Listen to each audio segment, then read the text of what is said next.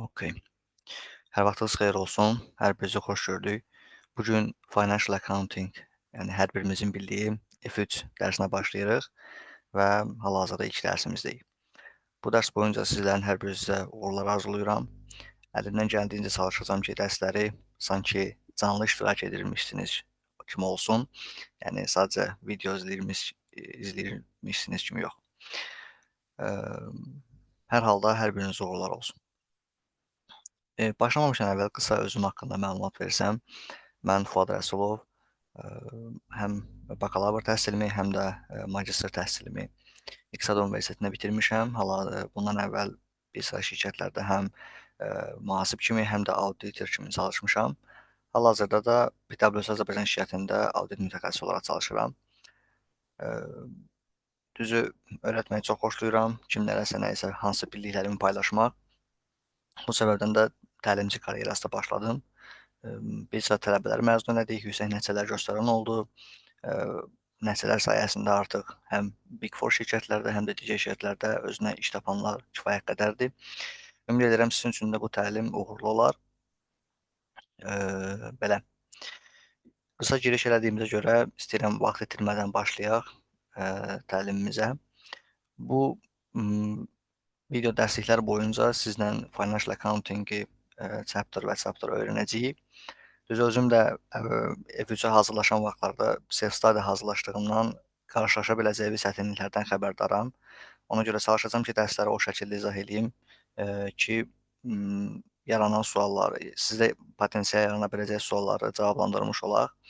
Bundan əlavə, əgər suallarınız yaranarsa, hansı ki, ola bilər dərsdə qeyd olunmasın ya da, ümumiyyətlə sizə hər hansı bir hissə qaranlıq qalsın, onda da, sosial platformalar vasitəsilə mənlə əlaqə saxlamaqdan çəkinməyin, və yaxında da Telegram kanalı yaratmış olacağıq ki, orada da öz suallarınızı bizlə paylaşa bilərsiniz. Belə. Sillabusa baxsaq, sillabus accounting-ə giriş chapter ilə başlayır və bir sıra vacib mövzuları əhatə eləməklə ta konsolid olunmuş maliyyə hesabatlarına qədər gedib çıxır. Yəni qısa summarize eləmiş olsam, sizlə başlayacağıq accounting-ə giriş mövzusundan ki, öyrənəcəyik nəyə görə hesabat hazırlayırıq, kimlər hesabat hazırlayır, yəni kimlər deyəndə hansı şirkətlər hesabat hazırlayır, nəyə görə bu hesabatlar hazırlanır.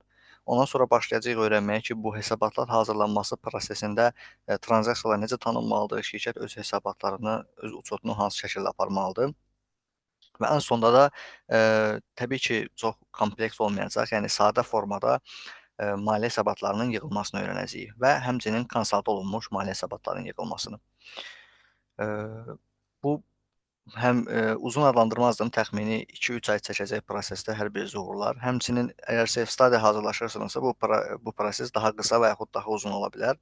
Mən tövsiyə eləyərdim ki, bu prosesi 2-3 ay ərzində bitirmiş olasınız. 3 ay, çox, yəni mükəmməl perioddur. O həmin period ərzində həm yaxşı qavramaq olur mövzuları, həm işləmək mümkündür, həm də ki, yaxşı öyrənmək mümkündür. Və digər tövsiyəm də çalışın, mövzuları əzbərləməyin. Yəni burada danışdıqlarımızı əzbərləyərək həyatda saxlamağa yox, başa düşərək öyrənməyə çalışın. O zaman imtahanda da sizin üçün çox faydalı olacaq və gələcəkdə iş intervyularında da sizdən soruşulan zaman bu mövzular rahatlıqla cavab verə biləcəksiniz. Gəlin elə, ilk chapterımızdan başlayaq. Introduction to Accounting. Burada ümumi danışacağıq ki, uçot nəyə görə lazımdır, hansı şirkət növləri var, biznes növləri var və həmin biznes növlərinin üstünlük və mənfi tərəfləri və ilkin olaraq, qısa olaraq sizə, maliyyə hesabatlarından ikisinin, proformasını göstərmiş olacağam. Belə, ilkin başlasaq, deməli financial reporting. Ümumiyyətlə financial reporting nə deməkdir? Maliyyə uçotu mənasına gəlir. Biz, maliyyə uçotu nə deməkdir? Bunun tərifini versək, deyir financial reporting is a way of recording, analyzing and summarizing transaction of business. Transaction of business biznesin, yəni əməliyyatları mənasına gəlir. Yəni biznes alış eləyir, satış eləyir, kiməsə borcu yaranır, pul vəsaitləri daxil olur, kiməsə pul vəsaitlərini ödəyir və sair. Bütün bu tranzaksiyaların həm qeydə alınması, analiz olunması və onların, ümumiləşdirilməsi financial reportingi özündə, cəmləşdirir. Yəni financial reportingi izah eləyir. Bəs yaxşı, bu hər bir sözün mənası nə deməkdir? Rekord eləmək qeydə almaq deməkdir. Yəni hər hansı bir tranzaksiya baş verirsə, hər hansı bir əməliyyat baş verirsə, siz onu qeydə almalısınız ki, şirkətin sonrakı daha sonra şirkətin vəziyyəti haqqında məlumata sahib olasınız. Yəni bir növ belə fikirləşin. Əgər gündəlik elədiklərinizi qeydə almasanız, gün sonunda sizdən soruşsalar ki, bu gün necə keçirmisən, təbii ki, e, bir çox hissə yadınızdan çıxmış olacaq. Ona görə eyni məsələni bizneslərlə yaşamamaqdan ötürü baş verən hər bir tranzaksiya qeydə alınır. Və bu qeydə alındıqdan sonra analiz olunmaq mərhələsi başlayır. Yəni qeydə olunan tranzaksiyalar analiz olunur ki, hə, bunu əsset kimi tanımaq lazımdır, öhdəlik kimi tanımaq lazımdır, hansı ə, hansı item kimi qeydə almaq daha düzgündür, uzun müddətli, qısa müddətli və sair və axır və bir sıra bölgülər olacaq ki, sonrakı chapterlarda öyrənəcəyik. Və ən sonunda da məsələ gəlir summarize olunmağa. İndi siz düşünün, milyonlarla tranzaksiya tanımısınız və sizdən soruşurlar ki, bizim şirkətin vəziyyəti necədir?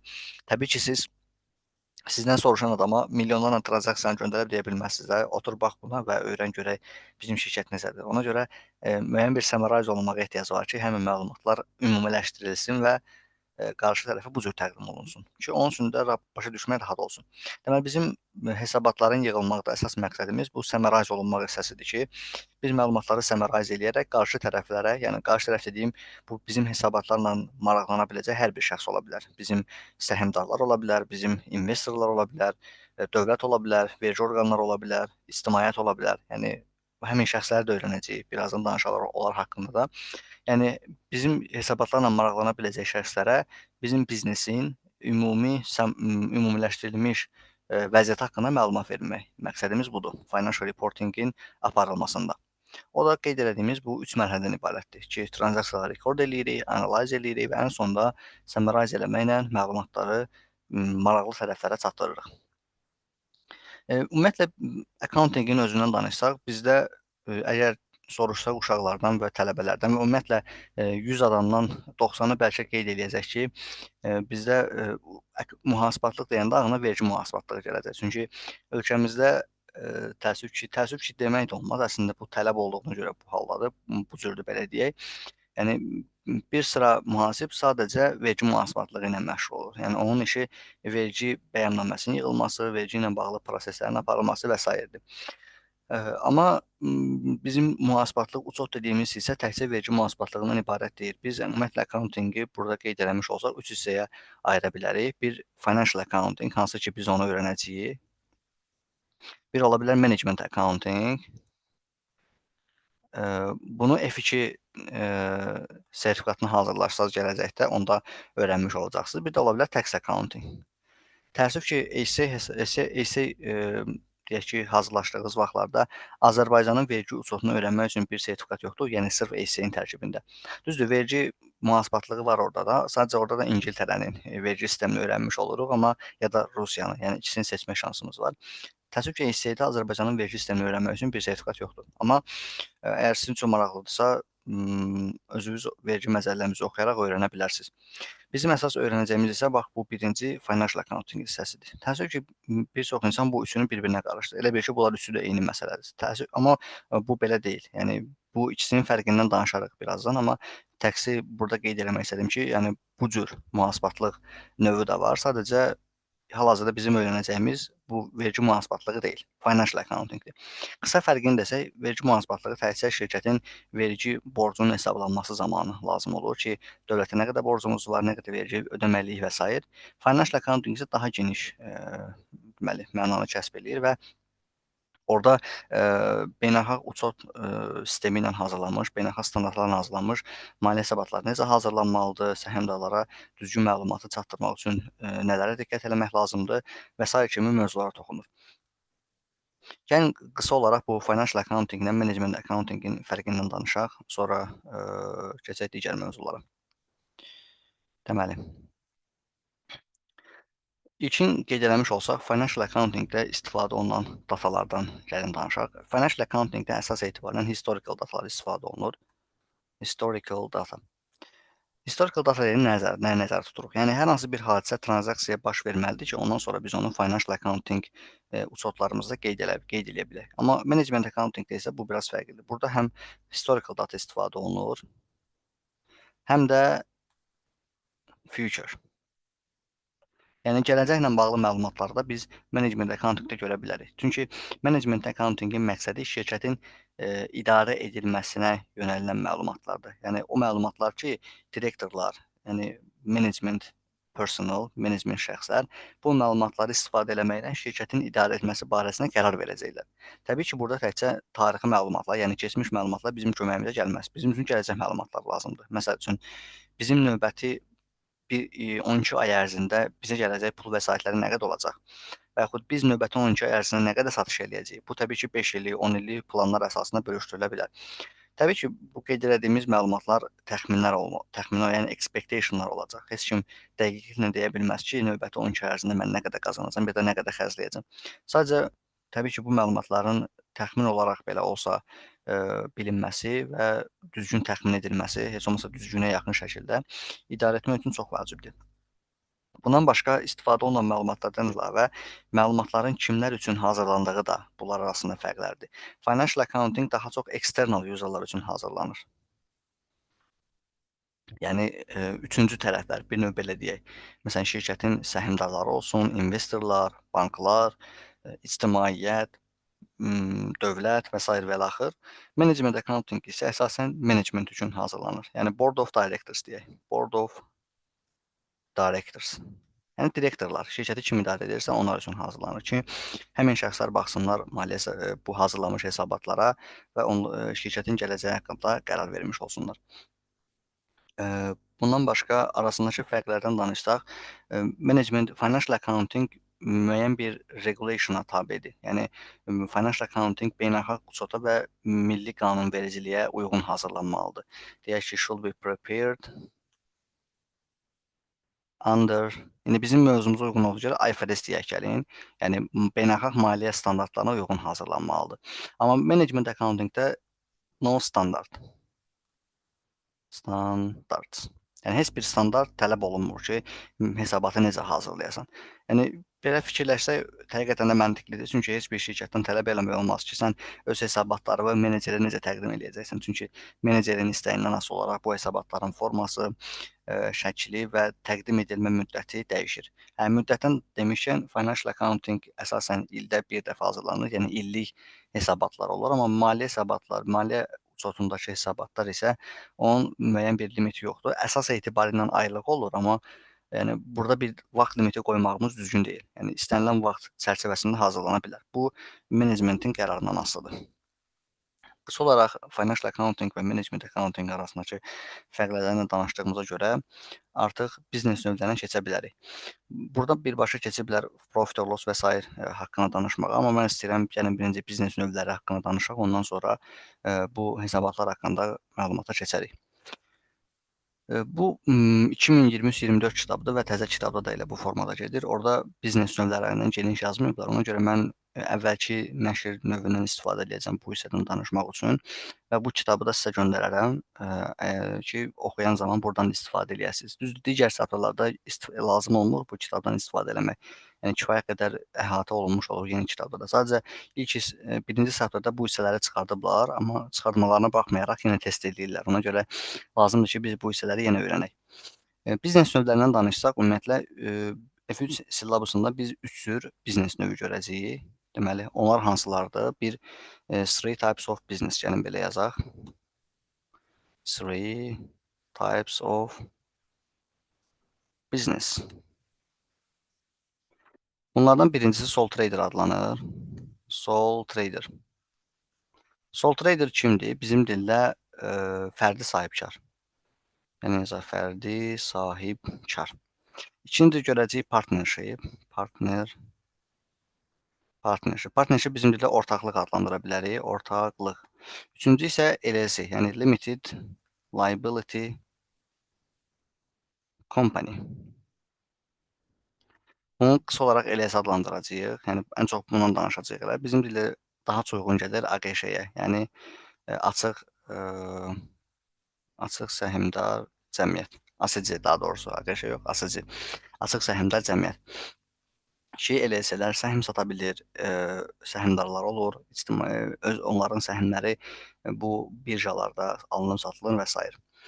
İndi bunların hər biri haqqında gəlin danışaq ümumi olaraq ki, hər birinin üstünlük və mənfi tərəfləri nələrdir? Ümumiyyətlə bu biznes növləri nəyə əsasən təyin olunur və hansı biznes növünü açmaq sahibkar üçün daha yaxşıdır? Təbii ki, hər hansı biri yoxdur ki, ən yaxşısı budur, belə deyə bilmərik. Hər birinin öz üstünlük və mənfi tərəfləri var. Elə məqsədimiz hal-hazırda ondan ibarətdir ki, bu üstünlük və mənfi tərəflərdən danışaq.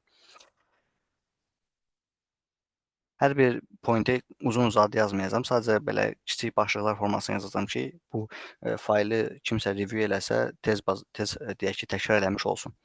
Deməli, sole trader kimdir? Fərdi sahibkar. Deyək ki, özünüz biznes açırsınız. Və həmin biznesi deyək, ən sadə desək, məhəllədə bir dükan açmısınız, bərbərxana açmısınız və sair ki, bu kimi bizneslər işlədirsinizsə əgər, o adlanır fərdi sahibkar. Fərdi sahibkar çox kiçik bizneslər olur. Onların çünki maliyyə cəlb eləmə imkanları geniş olmur. Əsas etibarən bir şəxsə bağlı olur həmin bizneslər. Təbii ki, bu o demək deyil ki, onlar işçi götürə bilməzlər ki, testdə məsələn bəzən düşür. Deyir ki, sole trader işçi götürə bilməz, amma yanlışdır. Sole trader həm də işçi götürə bilər özünə. Amma əsas etibarən işləri özü görür. Yəni adından göründüyü kimi sol. Sol nə deməkdir? Yəni tək. Özü tək eləyir bir çox işləri. İndi bunun üstünlük və mənfi tərəfləri nədən ibarətdir? Burada yazıb limited paperwork, zero for cost in establishing this type of structure. Deyir, bu nə deməkdir? Deyir, sən az kağız çuğuzla oynayacaqsan, ona görə sənin kostun da az olacaq. Yəni gəlin belə fikirləşək, məhəllə marketi açmaq üçün səndən heç kim gedib, nə bilim, böyün açmaq ya da hüquqi bir sənədləşmə aparmaq tələb eləmir. Təbii ki, onun da bir xüsusi prosedur olacaq, amma təsəvvür edin bir böyük açıq səhmdar cəmiyyət qurmaq hara, bir də məhəllədə market açmaq hara. Yəni təbii ki, məhəllədə market açmaq daha rahat olacaq. Ona görə gəlin birinci yazaq ki, limited paperwork and less cost. Yəni daha az xərc. Az kağızla, az sənədləşmə və az kost. Görə ikinci üstünlüyümüz nə olacaq? Bura üstünlük olduğunu da yazaq ki, bilək. Advantages. İkinci.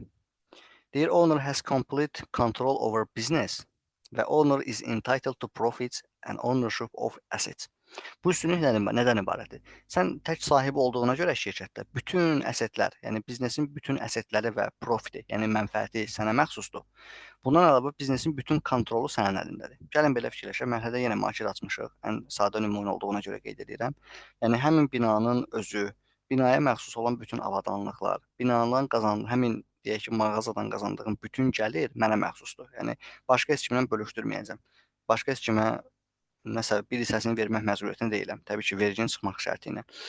Ona görə bu da sole trading üstünlüklərindəndir. Gəlin yazaq ki, full control over business and three, all profits and assets belongs to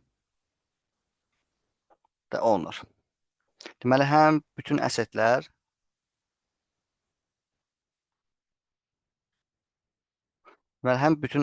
və mənfəətlər, əsset deyəndə yəni həm deyək ki, mağazanın binası, avadanlığı, maşını və sair, həm də ümumiyyətlə biznesin özünün kontrolu mənim əlimdədir. İstəsəm sabah biznesi sataram. Yəni heç kimdən icazə almağıma ehtiyac yoxdur. Biznesi bağlayaram, kiməsə hədiyyə eləyərəm. Yəni buna heç kim qarışa bilməz. Deyir, less stringent reporting obligation compared with other business structure. İndi biz digərlərində öyrənəcəyik ki, hansı biznes növləri maliyyə hesabatlarını hazırlamalıdır ki, bayaq qeyd elədikcə ki, məqsədimiz maliyyə hesabatı hazırlamaqdır. Amma sole traderin belə bir məsuliyyəti yoxdur. Yəni hər birimizin yanında bir məhəllə bərbəri var və yaxud məhəllə mağazası var. Yəni ondan soruşsanız ki, hesabat təqdim edib kiməsə göndərirsənmi, sənə güləcək ki, nə hesabatı mən ayda ildə bir dəfə vergi gəlir, pulunu deyirəm, da çıxır gedir. Yəni heç kimə vergi, nə özümün hesabatlar haqqında məlumat vermirəm. Ona görə bu da onun üstünlüklərindəndir ki, öz məlumatlarını kimlərlə nəsə paylaşmaq məsuliyyəti yoxdur. Ona görə yazaq ki, less stringent reporting obligation. Less stringent reporting obligation.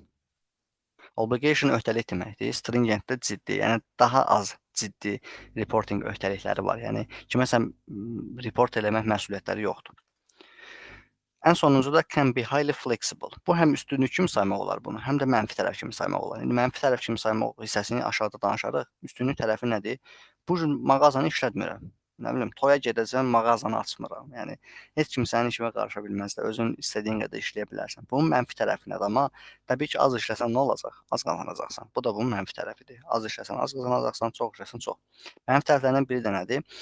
Sole trader olduğuna görə işin çoxunu sən görməlisən.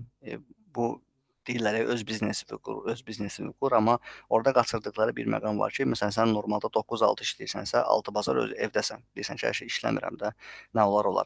Amma öz biznesini qurmusansa, deməli sən 6 bazar da işləməlisən ki, işləri vaxtında çatdırasan, müştəriləri məmnun eləyə biləsən, daha yaxşı mənfəət qazanasan. Deməli bu highly flexible isə həm üstünlük tərəfdir, həm də mənfi tərəfdir. Can be highly flexible. Flexible sözünü düz yazmadıq. Belə, bu sole traderin üstünlükləri. İndi mənfi tərəflərindən danışsaq, təbii ki, ən böyük mənfi tərəfi nədir?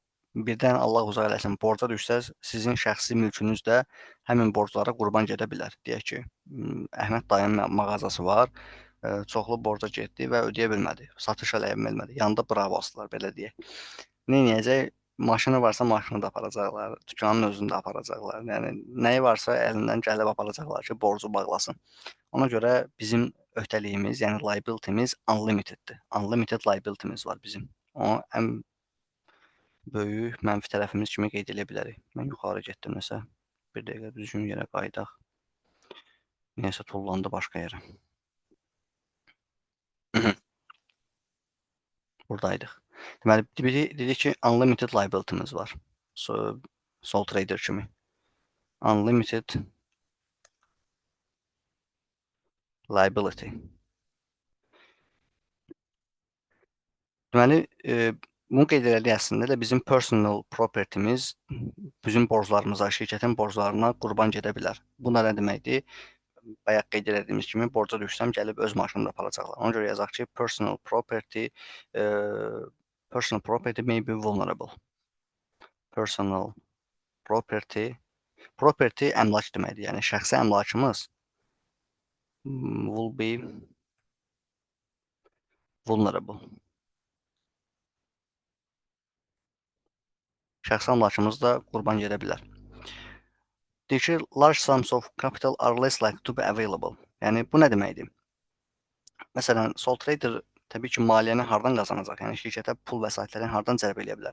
Ya özünün yaxşı pulu olmalıdır, ya yaxşı dayı olmalıdır, ya da ki, gedib bankdan zaten borc götürəcək. Yəni başqa mənbəsi yoxdur maliyyə cəlb eləməyə. Təbii ki, özünün də əgər yaxşı pulu yoxdursa, məcburdur ki, az-az bir şey biznesə pul cəlb eləsin. O da ki, az pul cəlb elədiyinə görə yaxşı inkişaf eləyə bilməyəcək. Deməli, sole traderin mənfi tərəflərindən biri maliyyə artırmağın çətin olmasıdır. Hard to increase finance. Buna kapital da deyə bilərik. Yəni kapital artırmaq çətindir. Ya özünün yaxşı pulu olmalıdır, ya da gedib bankdan ya da dost-tanışdan borc götürməlidir ki, şirkətə pul cəlb eləsin. May lead to working hours without normal employee, recreation leave and other benefit. Bayaq dediyimiz kimi, burada dediyi highly flexible ola bilər. Onun mənfi tərəfi odur ki, sən uzun müddət işləyə bilərsən. Halbuki kimsə sənə benefit verməyəcək bundan bağlı. Nə deməyəcək ki, sən işləmsən əlavə, okay, gələn bayram günləri işləməsən ya da gələn həftə işə gəlməsən ya da sənə əlavə 100 manat bonus, 1000 manat bonus. Belə şey olmayacaq. Çünki öz biznesindir və işləyirsənsə də işləməlisən. Başqa versiyan yoxdur. Deməli, may lead to working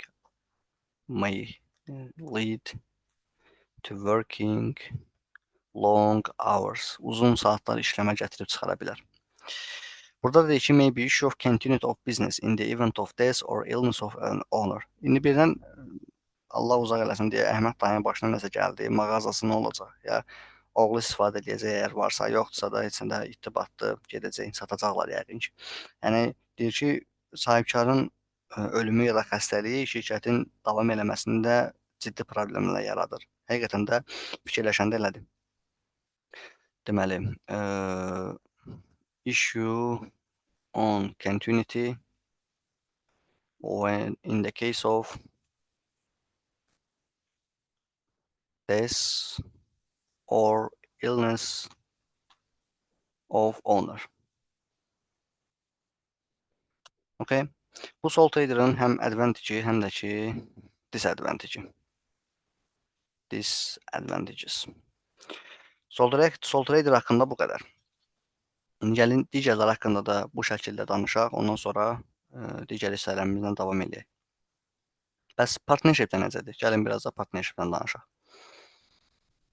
Görək partnershipin üstünlük və mənfi tərəfləri nələrdir? Hamısını alt-alta yazaram, elə bir yerdə oxumaq daha rahat olsun deyə. Advantage söz və disadvantage sözlərini də qeyd edək yenə. Okay. Deməli, partnership də nədir? Partnership əslində elə sole traderla əsas etibarı ilə eyni olacaq. Çünki məntiq olaraq eynidir. Həm partnership və həm də sole trader. Orada da sole trader, partnership sole traderin biraz daha böyük formasıdır. Partnershipdə necədir? Bir neçə şəxs birləşir və deyir neyləyək? Gəlin şirkəti birlikdə idarə edək, birlikdə şirkəti yaradaq, həm birlikdə vəsait qoyaq, həm də mənfəəti bölüşdürək. Bunun da mənfi və müsbət tərəfləri aşağı-yuxarı eyni olacaq. Amma gəlin qısa bunun haqqında da danışaq. Burada da qeyd edirik ki, Restringent Reporting Obligation. Bayaq danışdığımız kimi, partnershipdən də heç kim tələb eləmir ki, sən gəlib maliyyə hesabatları hazırlayasan, beynəlxalq standartlara uyğun və onu ictimaiyyətə təqdim eləyəsən. Belə bir tələb yoxdur. Təkcə kimdən tələb eləyə bilərlər? LLP-dən. LLP nədir? Limited Liability Partnership. Əgər ancaq həmin statusun varsa, yəni Limited Liability Partnership statusun varsa, təqdim eləməlisən maliyyə hesabatlarını. Yoxsa tələb eləməyəcək heç kim səndən. Ona görə birinci yazaq ki, Less stringent reporting obligation. Yuxarıdan kopyaladım çünki eyni məntiqdir. Deməli, additional capital can be raised because more people are investing. Burada nə deyir?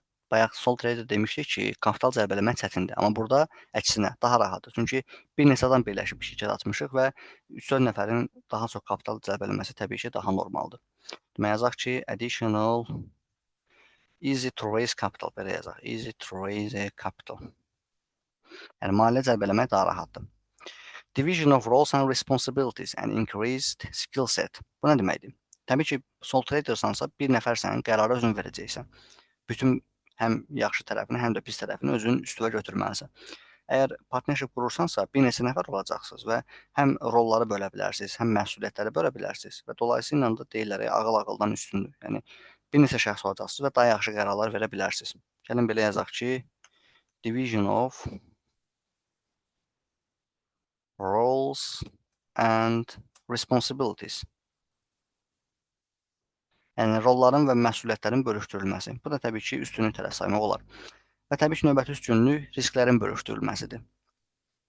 Sole trader'da demişdik ki, tək iticə getsə özü itirəcək hər şeyi. Çünki tək adamındır şirkət. Amma burada şirkət bir neçə adamın olduğuna görə itki olarsa, həmin riskləri və lossları, zərərləri bölüşdürəcəklər. Deməli yazaq sharing risk and losses between partners. Partnerlər arasında risklərin və itkilərin bölüşdürülməsi. Bu da partnershipin üstünlüklərindəndir. Və son üstünlükdən danışsaq, no company tax. Bu əslində üstünlük saymaq olarmı? Tam əmin deyiləm, çünki ölkədən ölkəyə fərqlənə bilər. Bəzi ölkələr var, onlarda yəni şəxsə düşən vergilər daha çoxdur. Bəzi ölkələr var, onlarda şirkətlərə düşən vergilər daha çoxdur. Amma burada qeyd elədiyinə görə biz də qeyd edək ki, deyir şirkətdən təks tutulmadığına görə bu da bir üstünlükdür. Təks kimdən tutulacaq? Deyək ki, 5 nəfərik biznes açmışıq və 100 manat pul qazanmışıq.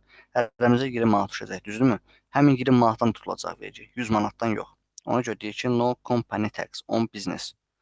No company tax on profits on business. Yəni belə yazaq qısa olaraq. Bu bizim partnershipin müsbət tərəfləri. Aşağı-yuxarı gördünüz ki, elə sole trader'ın müsbət tərəfləri ilə uyğun gəlir. Bəs mənfi tərəfləri nədir? Əsas mənfi tərəflərindən biri yenə şəxsi olaraq bizim liable olmağımızdır. Yəni unlimited liability olmağıdır.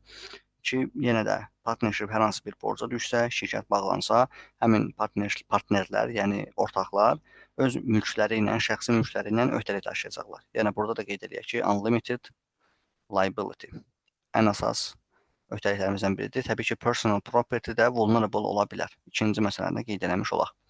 Yəni hər ikisi uyğun gəlir. İkinci məsələ partnership agreement hazırlanmalıdır. Partnership qurulduğu zaman həmin onunla bağlı xərclərimiz olacaq. Deməli, cost for paperwork. Gəlin belə yazaq. Cost for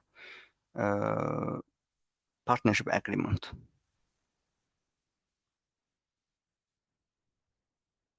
Sadəcə bir məsələni qeyd edeyim. Partnership agreement-ın hazırlanmağı mütləq deyil. Yəni partnership ola bilər ki, orada partnership agreement imzalanmasın. Yəni belə partnershiplər də ola bilər ki, suallarda qabağımıza çıxacaq ki, hə, partnershipdə mütləq agreement olmalıdır. Yox, olmaya da bilər.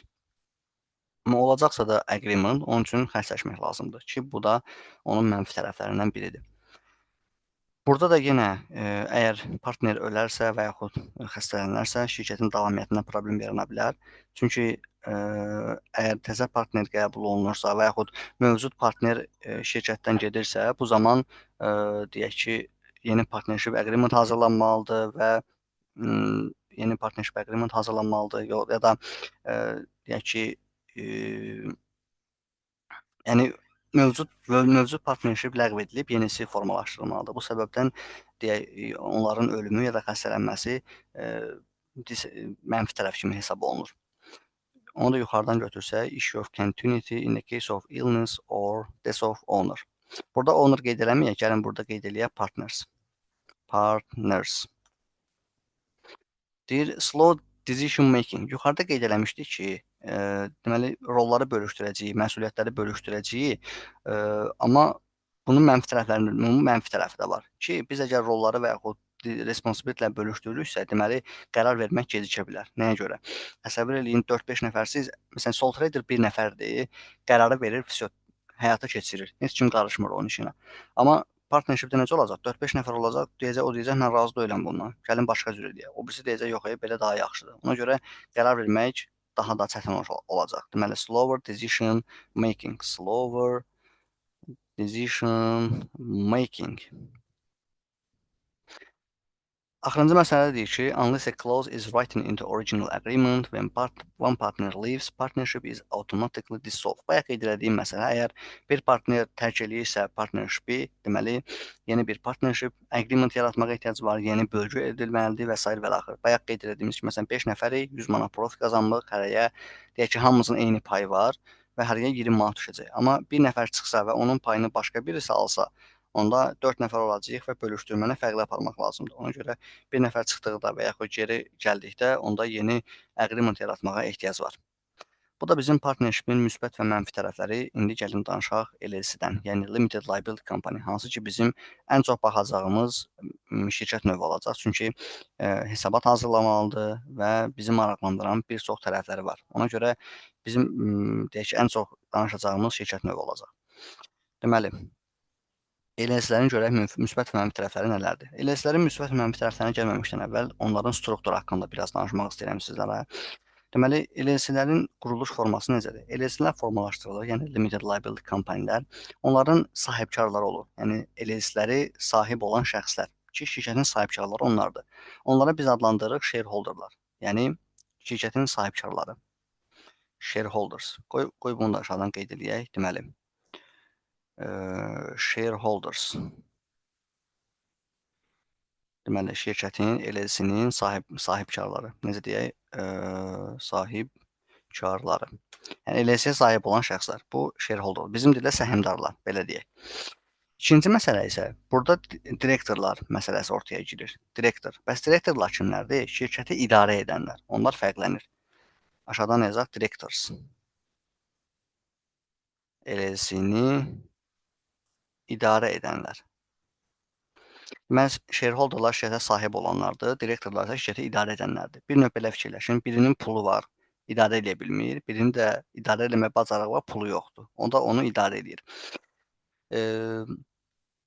Səhmdarlar şirkəti formalaşdırır, pul vəsaiti cəlb eləyir, direktorlar da şirkəti onların əvəzinə idarə eləməyə başlayırlar.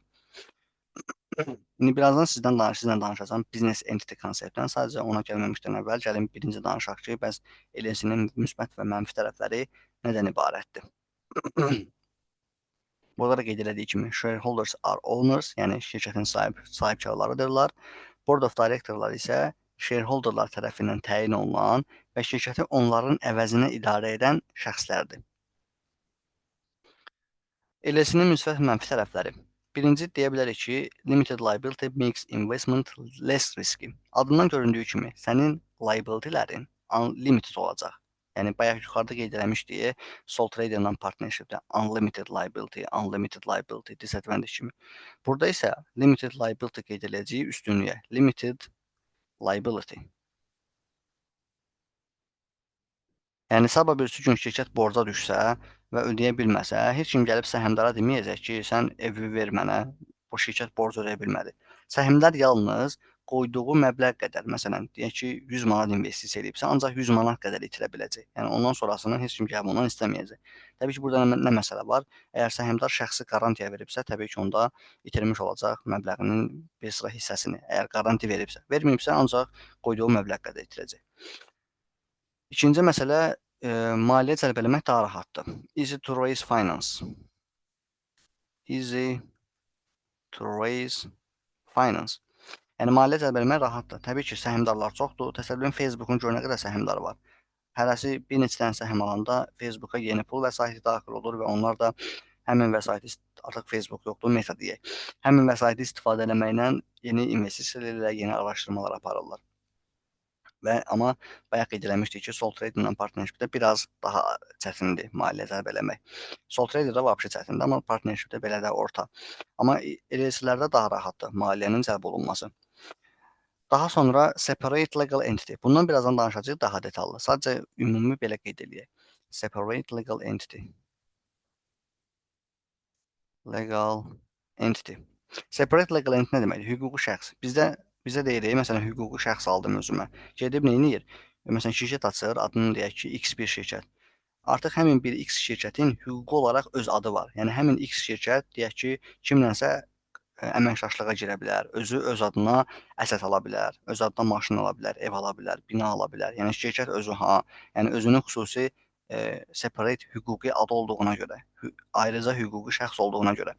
Amma yuxarıda partnership və sole traderdə belə bir üstünlük və yaxud mənfi tərəf yox idi. Çünki partnership və sole trader sahibkara bağlıdır. Sahibkar kimdirsə, elə həmin şirkət də onundur. Onunla bir yerdə baxılır. Onun ayrıca hüquqi bir hüquqi şəxsi yoxdur. Məsələn, gəlin belə deyək, məhəllə mağazası işlədən Əhməd dayının mağazası, mağaza özünə heç nə ala bilməz. Çünki mağazanın heç bir hüquqi ünvanı yoxdur. Amma Meta şirkəti, deyək ki, beynəlxalq şirkətdir, düzdürmü? Özü öz adına bir ev ala bilər, maşın ala bilər, özü özünə investisiya edə bilər. Çünki onun ayrıca hüquqi adı var. Meta, məsələn, nə bilim, gəlin Azərbaycandan кейsindən götürək nümunəni. Deyək, bizdə hansı ASC-lər var? Deyək, X ASC. İndi ağlıma gəlmədi hər hansı bir şirkət. Deyək, X ASC öz adına hər hansı bir vəsait əldə eləyə bilər. Çünki onun ayrıca hüquqi adı olmuş olur. Tax advantage. Bunu partnershipdə də qeyd eləmişdik, burada da qeyd eləyirik. Tax advantage nəyə görə qeyd edirik? Bəzi ölkələrdə şirkətlərin vergi faizi şəxslərə düşən vergi faizindən daha az olur. Ona görə LLC-lərin vergi üstünlükləri yaranmış ola bilər. Yazaq, maybe tax advantages. Ən son üstünlüyümüz isə transfer of shares. Transfer of shares nə deməkdir? İndi deyəcəm onda. Transfer of shares. İndi təsəvvür edin ki, sole trader öz biznesini kiməsə satmaq istəsə, gör neynəməlidir? Yəni biznes satmaq çox uzun məsələdir bir növ. Yəni müştəri tapmalısan, qiymətdə razılaşmalısan və s. və ilaxır. Partnershipdə eyni məsələ. Nə demişdik? Partnerin biri gedəndə, biri gələndə yeni agreement lazım olur, yeni prosedurlar lazım olur. Amma LLC-də belə bir məsələ yoxdur. Səhmvi sat kiməsə, kimdənsə səhm al. Yəni bunun şirkətin idarə edilməsinə heç bir təsiri olmuş olmur. Məsələn, gəlin belə fikirləşək. Bilmirəm istifadə edirsiniz yoxsa eləmirsiniz. Hər ABB application-a girsəz, orada investisiya bölməsi var. Oradan istənilən list olunmuş şirkətin səhmini ala bilərsiniz. Yəni düzdür, məsələn deyək, sizi çağırmayacaqlar idarə etməyə falan, çünki orada az hissə almış olacaqsınız, amma yəni maraq üçün yoxlasanız yaxşı olar. Yəni oradan məsələn deyək ki, Metanın səhmlərini alırsınız və olursunuz Metanın səhmdarı sizə dividend ödəyir və s. və ilaxır. Yəni demək istədiyim nədir? Səhmlərin alım satılması çox rahatdır LLC-lərdə. Üstünlük tərəfləri bunlar və mənfi tərəfləri nələrdir? Ən birinci mənfi tərəflərindən biri maliyyə hesabatlarının ictimaiyyətə təqdim olunmasıdır. Yəni maliyyə hesabatlarının işi olunmasıdır. Publish annual financial statement. Deməli, LLC-lər nə etməlidirlər? Öz maliyyə hesabatlarını, illik maliyyə hesabatlarını belə deyək, ictimaiyyətlə paylaşmalıdırlar. Financial statement. Gəlin razılaşaq, bundan sonra financial statementlara FS deyək, daha rahat olsun. FS də axırda da sığını qoyuram ki, cəm şəkildə, yəni financial statements, yəni maliyyə hesabatları. Maliyyə hesabatlarını publish eləməlidirlər. Bu LLC-nin ən öndə mənfi tərəflərindən biri. İkinci məsələ, onların qarşısına hüquqi və uçot tələbləri qoyulur. Yəni hesabatları ağıla gələn kimi hazırlaya bilməzsən. Mütləq beynəlxalq standartlara ya da yerli qanunvericiliyə uyğun hazırlamalısan. Legal and accounting requirements. Üçüncü məsələ. Təkcə bu hesabatların hazırlanması kifayət deyil, onları həm də audit etdirməlisən. Audit elətdirmək nə deməkdir? Gəlin belə fikirləşək. Bir şirkət var, dedik ki, sahibkarlar ayrı şəxsdir, idarə edənlər ayrı şəxsdir. Yəni shareholderlar və direktorlar. İndi shareholderlar deyək ki, pulu var, amma maliyyədən başı çıxmır da yaxşı. İndi necə əmin olsun ki, bu direktorlar şirkəti yaxşı idarə edir? Onun əmin olmaq üçün nə deyir? Deyir, gəlin üçüncü bir tərəf tapaq ki, auditorlar. Auditlər girib neynəsin? Şirkəti yoxlasınlar və səhmdarlara desinlər ki, həqiqətən məlumatlar düzgün qeyd olunub. Yəni orada ciddi səhvlər yoxdur. Bu da adlanacaq audit. Təbii ki, bu mənfi tərəf niyə qeyd edirik? Audit olunmağı vaxt tələb eləyir və ciddi xərc tələb eləyir. Deməli, FAS, yəni financial statements should be audited. Maliyyə hesabatları audit edilməlidir. Və ən son mənfi tərəflərimizdən biri səhmlərin alınıb satılması problem deyil, sadəcə səhmlərin iş olunması, yəni səhm buraxılması hüquqla tənzimləndiyinə görə, hər hansı bir hüquqi prosedur olduğuna görə bu da bizim mənfi tərəfimiz sayıla bilər. Bu da həm LLC-nin, həm partnershipin, həm də ki, sole trader'ın müsbət və mənfi tərəfləri. Qoy bunu da qeyd edək. Shares issue are regulated by law. Yəni hüquqi tənzimləmə var səhmlərin iş olunmasında. Bəzən ola bilər ki, tələb olunandan artıq səhm buraxa bilməzsən bazara, icazə verməz sənə qanunvericilik. Bunları danışdığımıza görə gəlin business entity konseptinə danışaq, sonra keçək maliyyə hesabatlarının ilkin proformasına. Deməli, business entity konsept nədir? Əslində bu separate legal entitydən danışanda qısa qeyd elədim. İndi gəlin geniş danışaq ondan. Yeni səhifəyə keçsək daha yaxşı olar. Deməli, business entity concept. Deməli, əgər biz hüquqi tərəfdən baxsaq, for legal purposes, yəni hüquqi tərəfdən baxsaq əgər, deməli, sole trader and partnerships are not separate entity from their owners. Yəni burada nə demək istəyirəm? Deyir ki, hüquqi məqsədlə baxsaq, sole trader və partnership onların sahibkarlarının ayrı hüquqi şəxs deyil. Yəni sahibkar kimdirsə, elə onun biznesi də eyni adamdır. Yəni ayrıca hüquqi şəxs kimi baxmırıq. Elə birbaşa biz şəxsi mülkümüzlə öhdəlik daşımağımız burdan qaynaqlanır ki, hüquqi olaraq ayrı şəxs deyil. Amma LLC-lərdə isə fərqlidir. But LLC is legally separate entity. Ancaq LLC-lər hüquqi olaraq ayrıca hüquqi şəxslər. Yəni onların ayrı hüquqi şəxs adları olur. Ayrı hüquqi şəxs sayılırlar onlar. Bu da LLC-lərə icazə verir ki, öz adlarına nə salsınlar, öz adları ilə kontrakt hazırlasınlar və s. Və həmçinin sahibkarlarına icazə verir ki, orada qoyduqları investisiyaya qədər məsuliyyət daşısınlar. Yəni bütün var dövlətləri ilə yox. Bəs business entity konsept nədir? Bu hüquqi tərəfdən baxdıqda belədir. Amma accounting tərəfdən baxsaq, for accounting purposes,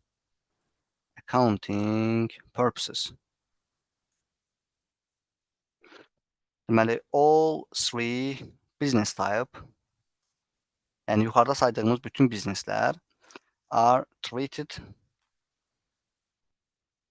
as separate entity. Amma deyir, mühasibatlıq tərəfdən baxsaq məsələyə, bütün bu yuxarıda qeyd elədiyimiz həm sole trader, həm partnership, həm LLC ayrıca davranılmalıdır. Yəni ayrıca şəxs kimi baxılmalıdır onlara. Yəni sahibkarın tranzaksiyalarla işləri ilə şirkətin tranzaksiyalarının işlərini bir-birinə qatmamalıyıq. Bu da business entity konsept adlanır ki, yadımızda qalmış olsun. Hüquqi tərəfdən baxdıqda ikisi, yəni sole trader və partnership ayrı hüquqi şəxs deyil, amma LLC ayrıdır. Amma mühasibatlıq tərəfdən baxdıqda isə üçü də ayrıdır. Bir dənə bunu yadımızda saxlayaq, çünki növbəti çapterlarımızda bu konseptdən istifadə eləməklə bəzi mövzuları, bəzi hissələri izah eləmiş olacağıq. İndi isə gəlin danışaq qısa olaraq maliyyə hesabatlarından ki, hansı maliyyə hesabatları var, hansı maliyyə hesabatlarının ilkin proformaları və onları təşkil edən bəzi komponentlər haqqında məlumat verərik.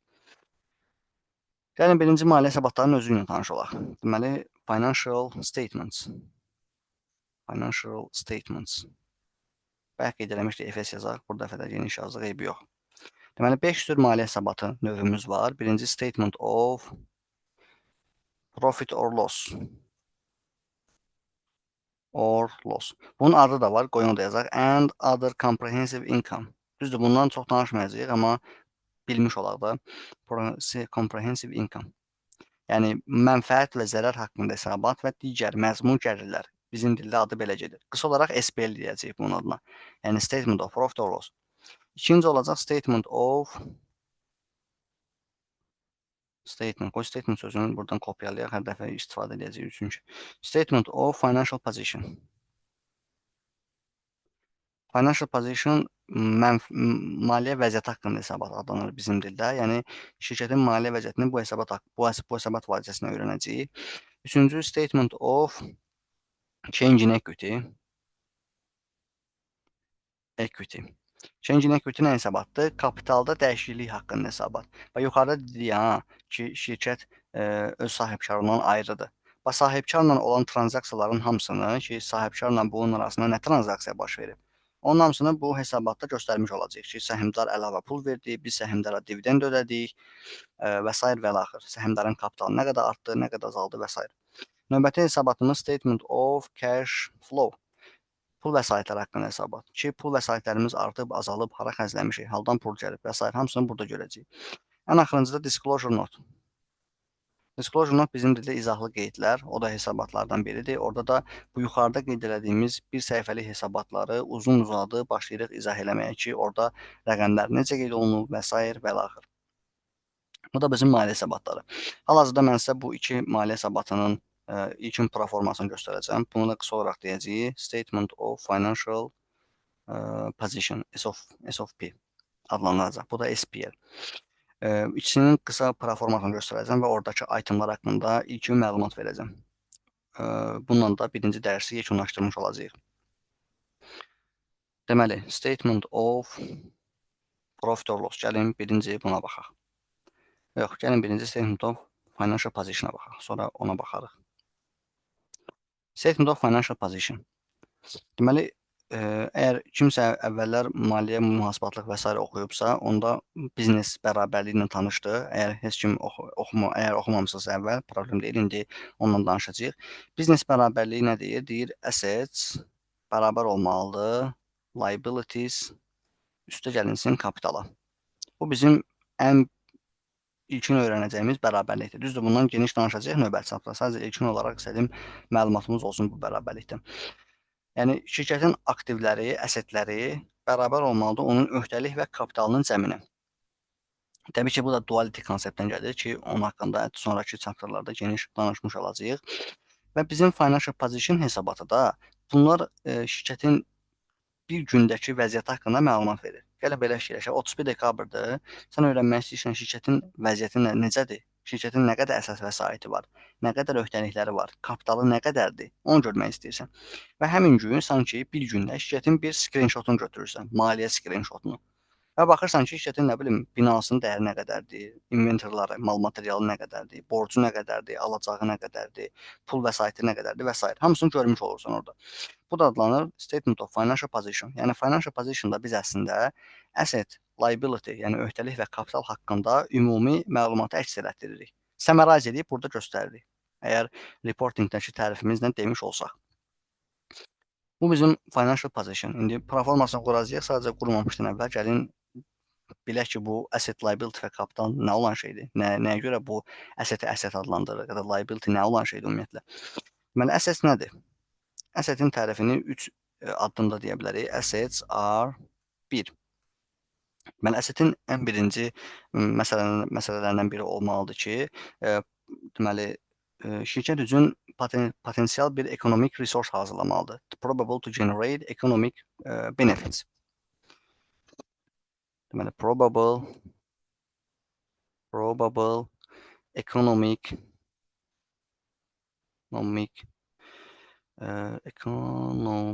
yaza bilsəm benefits. Deməli, əsədlər bizim üçün nə edəcək? Bir ekonomik fayda yaradacaq. Yəni, bunu faydanı yaratmaq ehtimalı da yüksəkdir, probable-dır. Yəni, necə deyək, bir 90%-dən və s. daha yüksəkdir ki, bizim üçün fayda əldə edəcəyik bu əsəddən. Yəni, ona görə, yəni əsəddən deməyək, nədənsə, hər hansı bir itemla və həmin itema da biz əsəd deyəcəyik, ondan fayda əldə edə bildiyimizə görə. Yəni, birinci məsələmiz ekonomik benefit əldə eləmək imkanımızdır hər hansı bir şeydən. O zaman onu əsəd adlandıra bilərik. İkinci məsələmiz olmalıdır controlled by entity. Yəni, deyək ki, benefit əldə edə bilərik, amma kontrol məndə deyil. Onda əsəd adlandıra bilmərəm onu. Deyək ki, maşın var, amma sadəcə mənim üzərimə deyil. Mən ancaq sürə bilirəm o. Onu əsəd adlandıra bilərəmmi? Yox. Çünki kontrol məndə deyil. Sabah ki, əlimdən ala bilərlər. Ola bilər ki, benefit əldə edə bilərəm, amma kontrol məndə deyilsə, onu əsəd saya bilmərəm. Üçüncü məsələdə as a result of past event olmalıdır. Result of past event. Bayaq demişdik, financial accounting-dakı məlumatlar keçmiş hadisənin əsasında olur. Elə burada da eyni məsələdir ki, həmin prinsipdən yola gedirik ki, əgər hadisə keçmişdə baş verməlidir ki, biz onu maliyyə hesabatlarında əsəd kimi tanıya bilək, yoxsa onu əsəd adlandıra bilmərik. Yəni, əsədlərə nümunə göstərsək, ola bilər binalar, nə bilim, avadanlıqlar, kompüterlər, mebellər, pul vəsaitləri, mal material inventory deyək, mal materiallar, sonra alacaqlarımız, trade receivable ingilis dilində. Bunların hər biri nədir? Bizim üçün əsəddir. Çünki hər biri bu üç tərifə uyğun gəlir. Probable economic benefitdir, yəni ondan biz fayda əldə edəcəyik. Control by entity əsasən biz tərəfindən kontrol olunur və keçmiş hadisənin əsasına yaranıb. Əsədimizin tərifi bu. Bəs görək liability nədir? Liabilities are 1. Liability'nin ilk şərti odur ki, present obligation olmalıdır. Present obligation nə deməkdir? Yəni, sənin bir öhdəlik götürmüsən üzərinə hal-hazırda və həmin öhdəlikdən qaçmaq şansın yoxdur. Yəni, ödəməlisən. Yəni, bu öhdəliyi qarşılamalısan. Təbii ki, qaça bilərsən, amma səni məhkəməyə verəcəklər ya da səndən nəsə kompensasiya tələb eləyəcəklər. Yəni, hər hansı bir özəl bir məhsul götürmüsən. Öhdəlik budur. İkinci məsələ, səndən hər hansı bir economic resource transfer olacaq.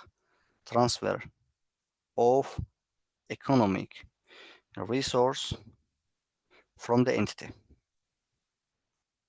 Yəni, hər hansı bir ekonomik fayda, economic resource şirkətdən çıxacaq kənara. Məsələn, deyək ki, bankdan kredit almısan, kredit nədir? Borcundur, sənin öhdəliyindir. İndi öhdəliyi bağlamaq üçün nə edəcəksən? Pul ödəyəcəksən. Pul nədir sənin üçün? Economic resource-dur. Yəni, iqtisadi resource, necə deyək, resource sərvət deyək də bir növ. İqtisadi sərvətdir və onu sən şirkətdən kənara çıxartmalısan. Yəni, həmin öhdəliyi bağlamaq üçün. Deyək ki, pul transfer eləməlisən, mal material göndərməlisən və s. və l. Üçüncü məsələ də eynidir. Deməli, as a result of past event olmalıdır. Yenə də keçmiş hadisə olmalıdır. Past event. Bu da bizim öhdəliyin tərifi, yəni öhdəliyin komponentləri ki, bu şərtlərə cavab verən hər hansı bir item, hər hansı bir hadisə bizim üçün adlandırılacaq liability, yəni öhdəlik. Buna nümunə olaraq göstərə bilərik. Bayaq dediyim kimi, bankdan aldığımız borc, yəni loan, bank loan. Sonra trade payable ola bilər. Sonra accruals ola bilər, danışacağıq bunlar haqqında. Employee payable ola bilər. Yəni, şirkətin işçilərinə olan borcumuz və s. Burada əslində nümunə yazmaq ki, buna da nümunə yazaq. Buildings ola bilər. Sonra trade receivable ola bilər. Trade receivable, yəni alacaqlarımız deməkdir. Kiməsə məhsul satmışıq, pulunu almamışıq. Ondan pul gözləyirik. Yəni, bizə pul verəcəklər. Təbii ki, pul gələcəksə, mənə fayda gələcək, düzdürmü? Sonra ola bilər cash and cash equivalent, yəni pul vəsaitlər ola bilər. Sonra ola bilər prepayments. Düzdür, bunların hər biri haqqında öyrənəcəyik. Sadəcə adlarını qeyd edim ki, bunların əsas olduğundan məlumatımız olsun. Və üçüncü komponentimiz qalır kapital. Kapitala kitabda xüsusi bir tərif verilmir. Deyir ki, sən əsəd nədir bildin, liability nədir bildin, artıq kapital da nə olacaq? Bu düsturdan geçsə, əsəd çıxılsın liability. Deməli, deyir ki, kapital odur ki, as capital is residual interest after deducting all liabilities from assets. Bir əsətdən liabilitylər çıxandan sonra geri qalan həmin qalıq dəyər, qalıq maraq alanı bizim üçün kapital. Kapitalın tərifində bu cür qeyd eləmək olar. Kapitalı başqa cür də qeyd eləmək olar ki, kapital bizim şirkətin sahibkarlarına olan borcumuzdur. Bizim deyənə, yəni şirkətin. Yəni liability üçüncü tərəflərə borcdur ki, Əhməddən, Məmməddən, bankdan və s. borc almışam. Kapital isə sanki düzdür, borc deyil kapital. Kapital elə kapitaldır. Sadəcə izah eləmək məqsədlə deyirəm ki, kapital isə sanki şirkətin sahibkarlarına olan şirkətin borcudur. Növbəti çapterləri öyrəndikcə gəlir, xərc və s. onda kapitalı daha yaxşı başa düşmüş olacağıq. Bu da bizim asset, liability və kapitalın ilkin anlayışları və tərifləri. Əgər biz maliyyə hesabatı, financial position hesabatını qursaq, sanki bunları alt-alta yığacağıq sadəcə. Yəni başqa heç bir şey eləməyəcəyik. Bunları sadəcə alt-alta yığaq. Məsələn, gəlin birini qurmuş olaq. Demək, statement of financial position hesabatı deyək. Burada da wording olaraq yazacağıq. Məsələn, at 31-12-2024. Məsəl üçün belə deyək. Burada ət yazmağımın məntiqi var, çünki həmin hesabat demişdik, bir gündə hazırlayır, yəni bir gün üçün hazırlayır. Ona görə yazıram ki, ət, yəni həmin tarixdə vəziyyət necədir, ancaq onu görək. Birinci əsədlərə qeyd edirik. Təbii ki, əsədləri current-dan current bölürük, amma burada çox detala getmək istəmirəm onlar haqqında. Qısa qeyd eləmək istəyirəm ona görə. Deyək ki, əsədlərimizi qeyd elədik hamısını burada. Məbləğlər olacaq qarşılarında və yazacağıq bura total assets. Deyək ki, x qədər, bilmirik nə qədərdir, sadəcə rəqəm lazım deyil. İkinci biz göstərəcəyik kapital və öhdəliklərimizi. Capital and liabilities. Deməli, kapitalımız nə olacaq? Kapitalımız şirkətin kapitalından ibarət olacaq. Bundan sonra profit olacaq. Kənara ödəmişiksə dividends və yaxud drawingslər olacaq. Dividends, drawings. Təbii ki, burada revaluation surplus ola bilər, share premium, share kapital ola bilər. Sadəcə həmin mövzulardan danışmadığımıza görə çox detallı qeyd eləmirəm burada. Öhdəliklərimiz də nə olacaq? Burada qeyd etdiyimiz öhdəlikləri yaza bilərik burada. Bu da bizim olsun total kapitalımızla öhdəliyimiz. Aşağıda qeyd eləyək. Total capital and liability. Və təbii ki, nə olmalıdır? Total capital liability-nin cəmi ilə total asset-in cəmi bir-birinə bərabər. Yəni, bu da x olmalıdır. Burada da x olmalıdır ki, rəqəmlərimiz bir-birinə bərabər olsunlar. Bu asset, liability və kapital haqqında qısa məlumat. İndi istəyirsiniz gəlin danışaq statement of profit or loss-dan. Görə statement of profit or loss nədir?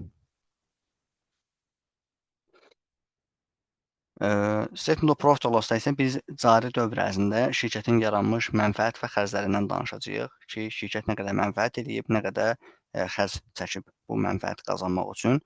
Burada iki cür termin görəcəyik. Income və expense. Yaxşı, bəs bunlar nə olan şeydir? Gəlin biraz onlardan danışaq. Deməli, income-ın tərifini belə verir ki, income is increase in assets or decrease in liabilities, which result in increasing capital.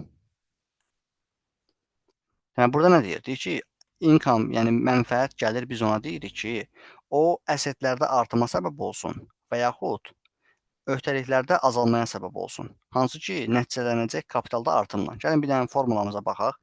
Deyir, təbii ki, gəlir nəyin tərkib hissəsidir? Kapitalın tərkib hissəsidir. Deyir, gəlir elə bir şey olmalıdır ki, ya əsəti artırmalıdır, ya da ki, liability-ni azaltmalıdır. Həqiqətən bərabərliyimizə baxsaq əgər, gəlin bərabərliyimizi elə burada da yazaq. Assets bərabərdir liability üstəgəl kapital. Deməli, əgər bu bərabərliyimizə baxmış olsaq, görərik ki, yəni kapitalı artırıramsa, nə etməliyəm? Ya əsəti artırmalıyam ki, bərabərlik düz olsun, ya da bunu azaltmalıyam ki, yenə bərabərlik düz olsun. Yəni tərif də onu deyir. Deyir, income elə bir şeydir ki, kapitalı artırır və dolayısıyla ya əsət artmalıdır, ya da liability artmalıdır. Sadəcə burada bir dənə exemption qoyur. Yəni burada bir dənə istisna qoyur. Deyir, other than contribution from equity holders. Yəni deyir ki, əgər şirkətin sahibkarları şirkətə pul vəsaiti cəlb eləyiblərsə yeni, bunu deyir gəlir kimi tanıya bilmərəm. Bunu capital injection kimi tanıyacağam. Capital introduce kimi tanıyacağım. Yəni kapital cəlb olunması kimi tanıyacağam. Gəlir kimi yox. Gəlin belə fikirləşək. Şirkətin deyək ki, 3 dənə sahibkarı var. Biri gətirdi 100 min pul qoydu. Bu qoyulan 100 min pul neyniyir? Əsəti artırır, çünki pulum artdı. Kapitalı da artırır, çünki təzə pul gəldi. Amma bu income deyil. Tərifə uyğun gəlir. Bax, bu tərifin bu hissəsinə qədər uyğun gəlir. Amma biz onu income kimi tanıya bilmirik. Çünki tərifin digər hissəsinə uyğun gəlmir. Burada nə deyir? Deyir equity holderların qoyduqları pul vəsaitindən başqa. Yəni belə bu şərtlər ödəməlidir. Sadəcə şirkətin sahibkarları qoyan pulu, yəni həmin vəsaiti biz income kimi tanıya bilmirik. Bu bizim income'ın tərifi. İndi gəlin expense-in tərifindən danışaq. Deyir expense isə bunun əksidir. Decrease expense is a decrease in assets. Yəni bir növ income nədirsə, expense onun əksidir. Assets or increase in liabilities, which result in decrease in capital. Yəni kapitalımızın azalmasına səbəb olacaq. Təbii ki, xərc çəkiriksə nə olar? Kapitalımız azalmış olar.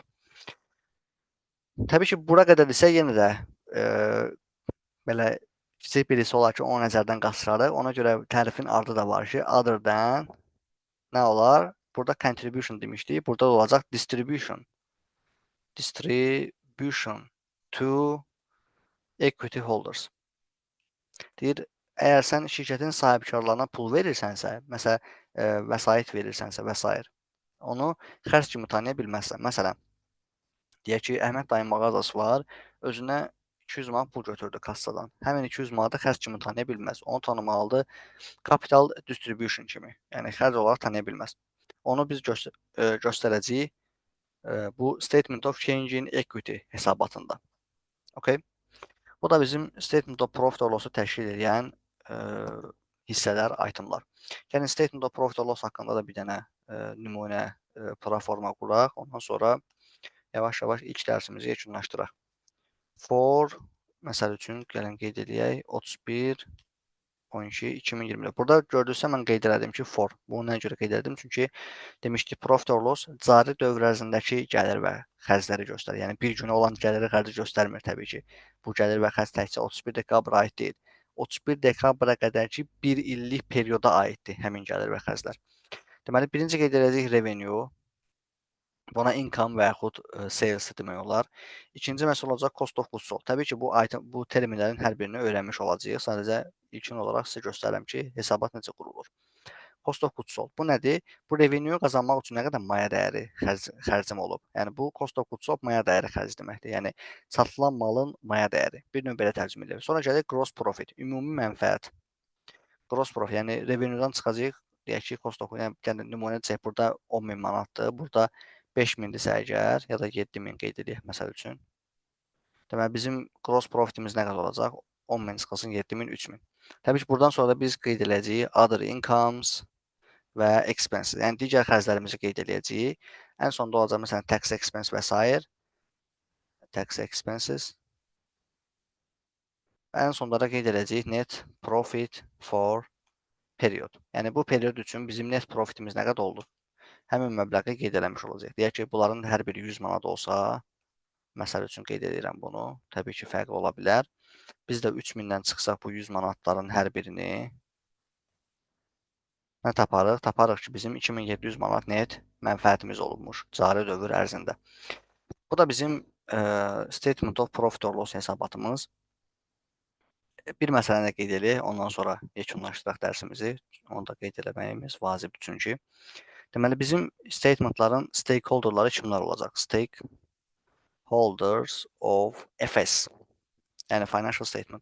Burada shareholder yazmamışam, amma diqqətli deyək, stakeholder yazmışam. Yəni, maraqlı tərəflər kimlərdir? Maraqlı tərəflər bir olacaq shareholderlar təbii ki. Holders. Yəni, shareholder kimdir? Şirkətin səhmdarları. İkinci olar investorlar. Investorlar niyə maraqlıdır? Çünki baxsınlar ki, investisiya eləyərəm, yoxsa eləmərəm. Üçüncüsü olar supplier. Yəni, bizə məhsul satanlar və təbii ki, bizə məhsul satan şəxslər də bizim hesabat haqqında maraqlanacaqlar ki, biz onların pulunu qaytara biləcəyik yoxsa yox. Dördüncü customer ola bilər. Customer, yəni bizim məhsul satdığımız şəxslər. Onlar da maraqlanacaqlar ki, görək mən bu adamdan məhsul almağa davam edə bilərəm, yoxsa gedim özümə başqa bir təchizatçı tapım. Sonra ola bilər bank ola bilər ki, bizə borc versin yoxsa verməsin, ona görə baxa bilər. Employees ola bilər. Yəni işçilərimiz baxacaq ki, mənim maaşımı verə bilər yoxsa verə bilməz. Karyeramı inkişaf elətdirə bilərəm yoxsa edə bilmərəm və sair səbəblərdən. Sonra financial analistlər baxa bilər.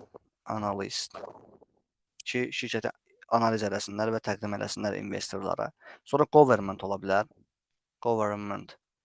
Government nəyə görə baxar? Statistika tutmaq üçün, nə bilim, ölkənin vəziyyətini analiz eləmək üçün. Böyük şirkət isə GDP-ni hesablamaq üçün və s. Sonra ola bilər tax authorities. Authorities. Yəni tax authorities kimdir? Yəni vergi deyək ki, nazirliyi məsəl üçün gəlib nə edəcək? Baxacaq ki, nə qədər vergi qazanmısan, səndən nə qədər mənfəət qazanmısan, ondan vergi tutsun. Və ən sonda da qeyd eləyək ki, məsəl üçün public ola bilər. Yəni ümumi ictimaiyyət sənin hesabatından maraqlana bilər. Deyək ki, hamını, bütün ictimaiyyəti maraqlandıran bir şirkət, sən banksan, deyək ki, ya da hər hansı bir maliyyə fondusan və əgər bütün ictimaiyyət səndən maraqlıdırsa, onlar da sənin hesabatlarına baxacaqlar, görək necə işləyirsən və yaxud necə fəaliyyət göstərirsən. Bu da maliyyə hesabatlarının stakeholderları ki, maliyyə hesabatlarından kimlər maraqlı ola bilərlər. İlk dərsdən biraz çox məlumat görmüş ola bilərik, amma narahat olmayın. Bunlar sadəcə ilkin anlayışlar məqsədilə təqdim etdim sizlərə. Zaman keçdikcə bunların hər birini daha detallı, daha ətraflı öyrənəcəyik.